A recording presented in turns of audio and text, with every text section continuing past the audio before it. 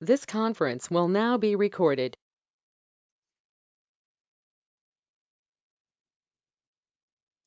Hello, and welcome to Being a Caregiver during COVID-19, the Frauds and Scams edition.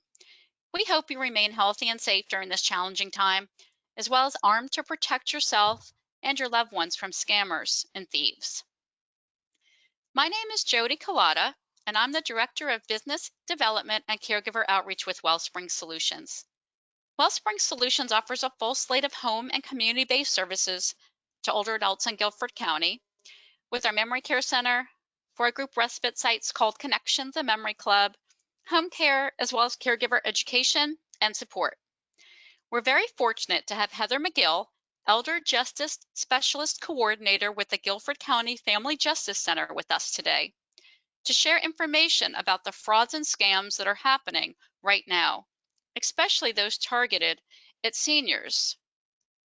So our plan for today is to talk about navigating caregiver challenges during this time, to provide an overview of COVID-19 frauds and scams, to offer strategies for helping and supporting others, and to share resources that are available to seniors and caregivers.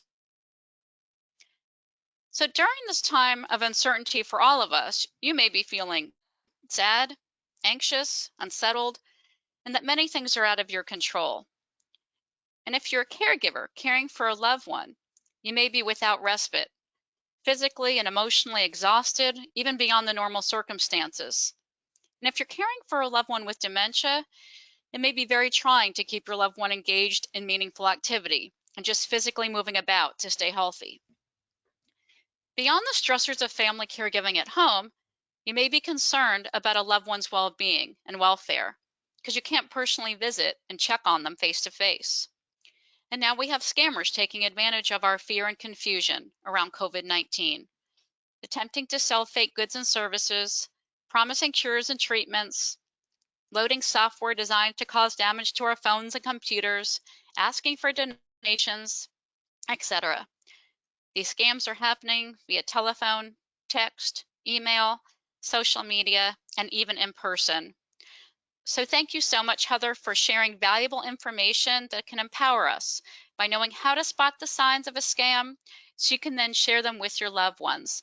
So now I'm going to turn it over to Heather. Thank you, Jodi. I hope everyone is well and safe, and the Guilford County Family Justice Center is very excited to partner with Wellspring Solutions to talk about such an important topic. With major news such as terrorist attacks, hurricanes, or anything related to economic crashes that capture the public's attention is a major window for scammers. It creates the perfect scenario for scammers to take advantage of those with a general fear or concern over their health and finances. Some reasons why the increase in scams: increased isolation. We are not together like we usually are. Families are not able to check on their loved ones. We're not reaching out to our neighbors in the same way. And that increased isolation increases the vulnerability for adults. And also the increase in the sense of urgency and increased public fear and anxiety. It's natural during times of a pandemic and times of crisis for us to feel that we need to stock up on goods, that we need to, save as much money as we can. Any money that is offered to us, we want to take those funds. We think we may need them. It's a natural part of our brain, and it's the way our brain reacts. And scammers know that, and they take advantage of that sense of urgency. The federal stimulus package, that has also created a large window for scammers to scoop right in. We know that we're all expecting those funds, and so it's a great way for them to start that dialogue because they know that you need them. And also unemployment. We have a lot of folks home now, and whether they're working from home and they just have more access to their phones or the internet, or they are at home and they are desperate for a job, this also creates that perfect scenario. Although finances can be a taboo subject, I do just want to urge everyone to start that dialogue and start that communication with your loved ones about scams so that they can protect themselves and their finances. Let's go ahead and dive into some of the common COVID-19 frauds that are going around. This is by no means all of them, but these are the ones that we are hearing a lot about. And so I do want to talk about how to spot those, what they are, the signs of those, and then what are the solutions and how do we protect ourselves and our loved ones. We'll begin talking about robocalls and computer scams. This is huge right now. There was a report by fraud.org that UMail, which is a cloud-based telecommunications provider that tracks robocall volumes, they estimate that at least 1 million robocalls per day are inundating American cell phones. That is huge. I know I personally have gotten an increase in calls in my cell phone. Sometimes it'll say possible spam calls. I've just not been picking up the phone. We know a lot of these calls are for fake coronavirus test or offering some type of miracle cures. The calls may also be for coronavirus vaccines or immune boosting system boosting supplements. And as of now, those have not been released. They do not exist that we know of. So if you receive calls and they're telling you that they can send the coronavirus test to your home for you to have there to take, that they have found a magical pill that can help prevent it, or that the vaccine has been released and that you can get on a list so that you can get the vaccine ahead of time as soon as it makes it to the doctor's office. You can pay to get on these lists. Those are definitely scams.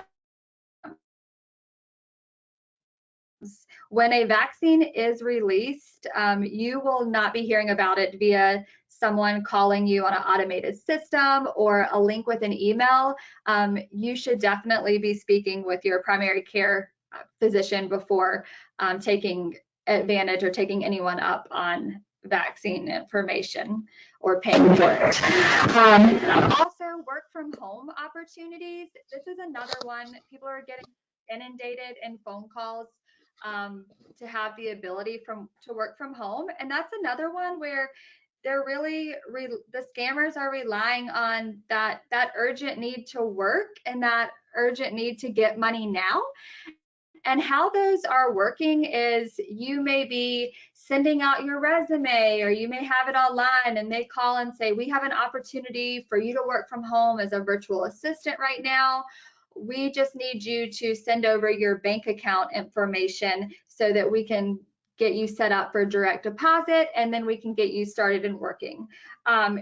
Anything like this is most likely a scam.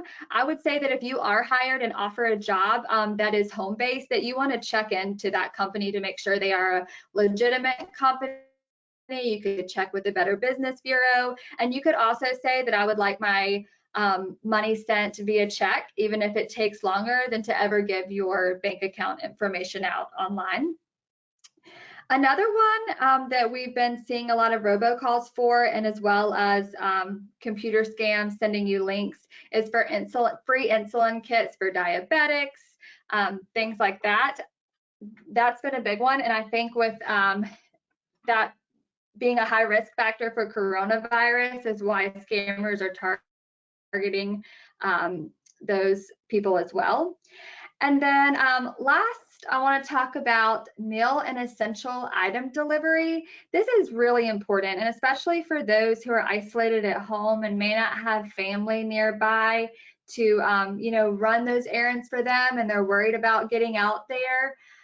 Do your research before you allow someone to accept funds from you to go run those errands or to pick up those essential needs like the popular toilet paper these days. I would say, check into grocery store delivery, and that means that you would be contacting the grocery store directly, working that out. I know Harris Teeter does it, places like that. So actually you making that call rather than picking up the phone and someone offering it to you. Another one is, just using those services where you actually have a number to call first. You should make the contact. If someone calls you and they're offering, for you to send them money for them to go pick up your items, I would urge you not to trust those people and to make that call on your own. And again, I just want to reiterate that at this time, no vaccines exist for the coronavirus. We've also been told that there's been scammers calling saying that you must take the vaccine and that you need to go ahead and pay for it by phone. And this is a scam. No one is being forced to take the vaccine that has not yet been released. All right, next. We're going to talk about stimulus check and economic relief scams. The phrase free money from the government is magic to scammers' ears. They know that people are waiting on these funds, whether they need them to upgrade an appliance right now and they're just ready to have that money in their savings, or if they need it to put food on the table. And so they really play on that, you need that. The government will not call you and ask you for your account information or your personal information. You should never give out that information by phone or through email.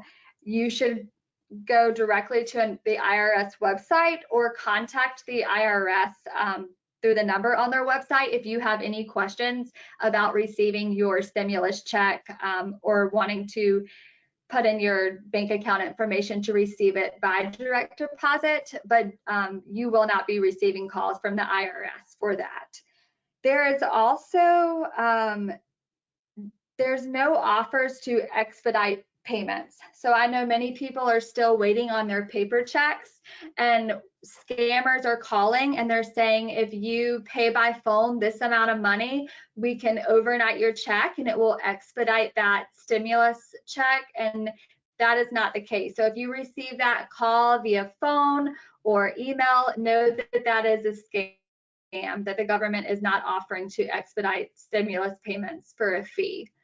Also, just anyone that's requesting checking account information for the direct deposit, again, do not give out any checking account information over the phone or personal information. Also, we can see that every time tax season rolls around, a lot of fake letters go out and they look very legitimate. They look just like the IRS logo. They look very real. And so I imagine that we will start to see those even following the stimulus, saying that people owe money, people need to pay, taxes on this money that were sent out. So if you do receive a letter from the IRS in the near future, I would urge you to contact the IRS directly and check on your standings with them and not send money based on just a letter in the mail or to an address from that letter in the mail. The IRS or the police will also not call requesting you to pay by phone or pay by gift card or wire money or do a money order because you owe taxes. We have heard that people are receiving calls and the scammers are saying they are the IRS and they are the police and they are going to arrest you if you do not pay immediately. So know that when someone is going to get arrested, they usually do not get a phone call beforehand. And so that's kind of your biggest sign, is this may be a scam. And I just wanted to touch on the census that's going on. We've also heard scammers taking advantage of that. So if you get a call saying that your answers on the census are not completed and that you need to, give some more of your personal information so that your census can be completed by law, know that that is not happening. You should not be having to give out bank account information, social security numbers, anything like that for the census, and that could be a scam. Next, we are going to talk about charity scams. In a time, especially like this, people really do pull on those heartstrings. And although there are some great charities out there and there are a lot of people doing good work, this is still a time for scammers to take advantage of people that are willing to give and willing to do good work. So I would urge you, if people are calling and asking you to donate, there's nothing that says you need to do it right at that moment, and to pause and to let them know you'll get back with them, or that you want to check into this. And you can check into those charities. You can check with the Secretary of State, with Charity Navigators, with Charity Watch, to find out, are these legitimate charities. It's important to do your own research before donating to those who reach out to you. It's also important to keep a record of your donations and to review your statements regularly. This will help to see, are you continuously getting charged for something that you maybe made a one-time donation for and then now it's reoccurring? Or were you overcharged for a donation? Also, if you do make a donation, I would not make it by wire transfer. That's a lot harder to recapture those funds or have your bank dispute them. And be careful about donating by text. There are a lot of scammers that send a text saying, if you just text, the word text, they can just charge your card through however you're being charged for your cell phone bill. And so it's important to check that if you do decide that you want to donate to a charity, that may not be the safest way to do that. And know that people really do take advantage right now of this time. So whether that is through different GoFundMe or things like that, they're out there and they're asking for that money. And it's also a good idea to ask what percentage goes to the overhead and to the fundraising of the charity versus what percentage of your money is going to go to the mission. I think that's important, even, anytime that we're going to donate, that we ask those questions and understand where our money truly is going. With the coronavirus, some of the ones, the scammers that are calling, you will hear they're requesting donations to fund research for cures for coronavirus, or they are requesting donations for creating the vaccine. And so again, if you feel moved to donate towards anything related to the coronavirus, I would encourage you to do some research before doing so. The last scam that we're going to dig into today is the grandparent scam. This one has been around for a while. Even when we are not in the middle of a pandemic, this scam is extremely popular, but now scammers have put their own little twist on it, and they are using the COVID-19 to really try to get money. So how this works, if you have not heard of the grandparent scam, is scammers pose as panicked grandchildren in trouble. They will call. Oftentimes it can sound like they're crying, so you can't truly understand, is this my grandchild? Or are they just upset and it doesn't sound like them? Sometimes it could be someone else calling on behalf of your grandchild, saying that either you're in jail or you're in the hospital and your grandchild needs these funds to get out of whatever terrible situation that they are in. They really pull on your heartstrings so that they can trick you into sending money before you realize it's a scam. And it can be very compelling these days too, when we are all trying to stay safe and healthy. So what these might look like right now, if you were to get a call, you could hear, "Grandma, I'm in the hospital with COVID-19 and I need you to wire me money right away." Or, "Grandma, I'm stuck overseas, please send money now." The jail call has always been popular. So grandpa, I'm in jail for not following the stay-at-home order, or I did something wrong and I need money for you to bail me out.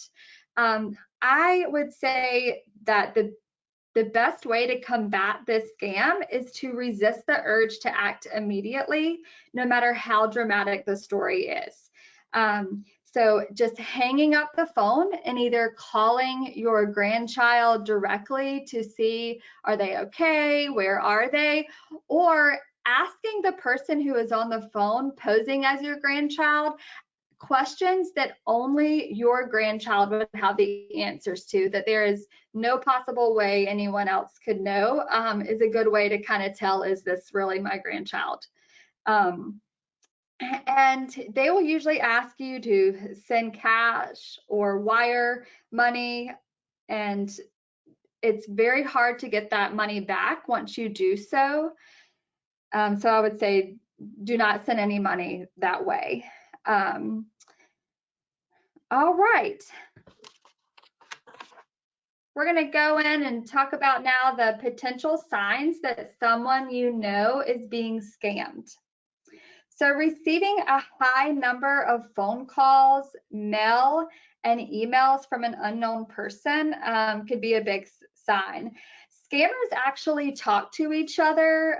It's almost like this little club. So if you were to pick up the phone or you were to send money by mail, a lot of times they will sell or release that information to other scammers, and you could really start being inundated with those phone calls and with that mail starting to pile up, trying to get you to send more money.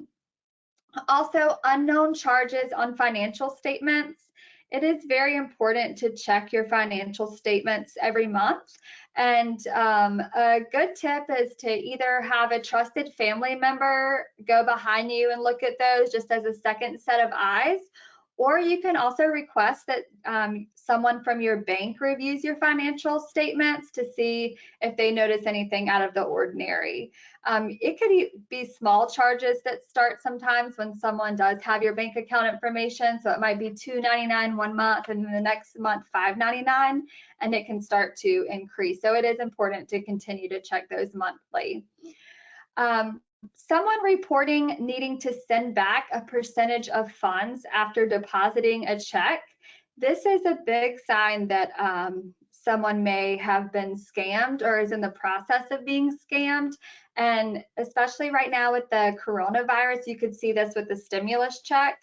If you receive a check and it is for a higher amount than the stimulus you were expecting, that is a sign that that is a scam. What it could say and what that could look like is someone sending you a check for $2,500, but you knew you were only supposed to receive $1,200, and you are asked to deposit that check and to send the difference back immediately. Those checks look very real and they can be deposited in the bank, and by the time you send back that difference, that check bounces and the bank realizes it's a bad check. And so not only do you owe the fee for it bouncing, but now you've also actually sent money that was in your account off somewhere else. So if someone says they're needing to send back a percentage of money, then that's a red flag. And then pressured purchasing for unneeded or unwanted items or products. If someone if a loved one or a friend is telling you that someone keeps calling them, offering to go get them groceries or offering to do anything for them or to sell them, these supplements or something for their help, that can usually be a sign. Legitimate companies, they don't need to pressure you to buy things right now. So what are some tips for supporting others? Social isolation does not mean social distancing. And I think during this time, and especially for older adults, this is so important to remember, to check up on each other. I think not being able to see each other, it's hard. And sometimes it's almost easier just to not talk. than to be reminded that, we're not able to see each other. And it's very important to pick up the phone and connect. And so to know what's going on there. Are you safe? Are you okay? Have you been receiving any weird phone calls?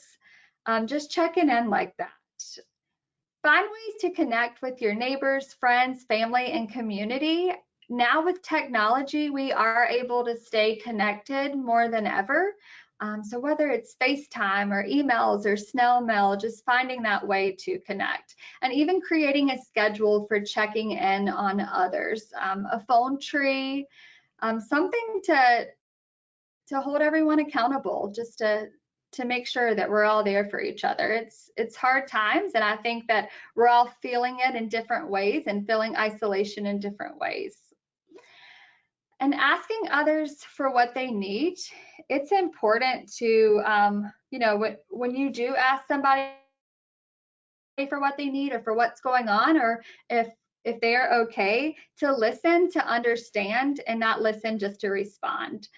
And offering to provide support if you are able to do so. And that may be helping someone set up grocery shopping online that's never done that before, or doing it for them, so that they don't feel compelled to take other people up on their offers, and those people may not be good for them. So if you can run errands or help people get food or medicine, that's very important.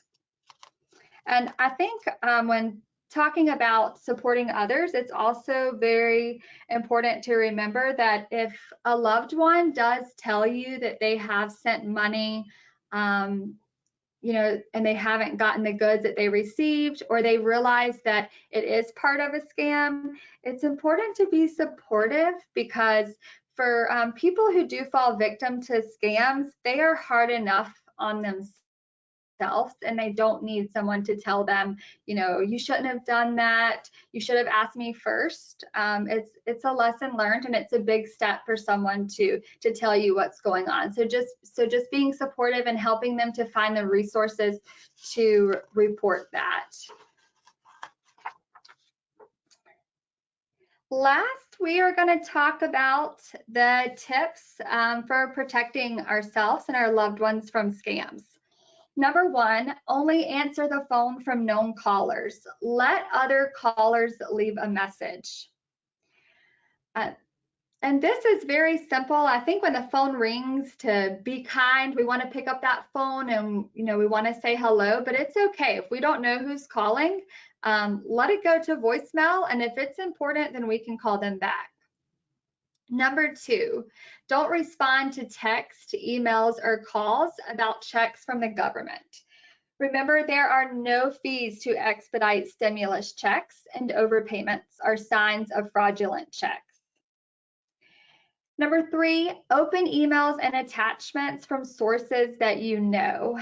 A lot of times links are sent via social media or your email, and once you click on that link, that can put malware on your computer, that can give someone access into your computer. So if something's fishy, just not clicking on it. Number four, ignore online offers for vaccines, treatments, and home test kits. We know that as of right now, those have not been released with the coronavirus. And number five, watch out for emails claiming to be from the CDC. You can visit coronavirus.gov to get the latest information, and you can also do this with the Department of Health and Human Services to receive information. Number six, do your homework when it comes to making donations. Never donate by cash, gift card, or wiring money. And if you have any questions when it comes to charities or donations, you can feel free to reach out to myself, and I can help you do research if you want to dig a little deeper into those. Number seven, never give out your checking account information over the phone or on the computer. Once someone has that checking account information, they have access to your total account. Number eight, review your monthly financial statements. And number 9, consider a security freeze on your credit. Everyone is able to do this. If you are not in the process of purchasing a home or buying a car or taking out new lines of credit, this is a great way to protect yourself. And I can give you some more information on this if you're interested as well. And number 10 is to know the resources if you need help and to report suspicious behavior. There are a lot of different places that you can report to. And so we have some of that information for you. I always think it's important to contact someone locally first, and then if it needs to go to another level, we can help connect you to those. But you are always able to call the police or Adult Protective Services if you think someone has been a victim of financial exploitation. And the Family Justice Center is always here, and we are welcome to help connect you to any. If we can help you, then we will coordinate getting help to you for anything that is going on with frauds or scams. So please reach out if you feel like, I don't know if this is what I should call the police for, and I don't know if I should call Adult Protective Services. Then you can always call the Family Justice Center, and we can make that determination for you. We've also included some additional reporting options. So the North Carolina Department of Justice, the Federal Trade Commission, and the IRS are great resources during this time. I'm going to turn it back over to Jodi, but I welcome any calls anytime or emails, and I hope that everyone stays safe and well again during the rest of COVID-19. Thank you. Well, thank you, Heather. That was like so much expertise that you shared with us and some really amazing tips. It's a shame that we have to go through this, but again, it's so important, everyone, for you to know about how to protect yourselves from these scammers and how to protect your loved ones. One of the things that I typically share with folks when we have in-person classes is that we do offer these educational opportunities by Caregiver Support from Wellspring Solutions, which is funded through the National Family Caregiver Support Program of the Older Americans Act. And that requires us that we give each of you an opportunity to contribute to the cost of the education program.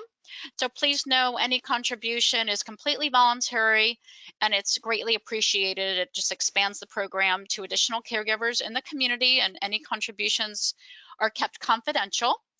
Any funds should be directed to Wellspring Solutions at 4100 Wellspring Drive, Greensboro 27410. And if you have any questions, you can call Kathy at 336-545-5352.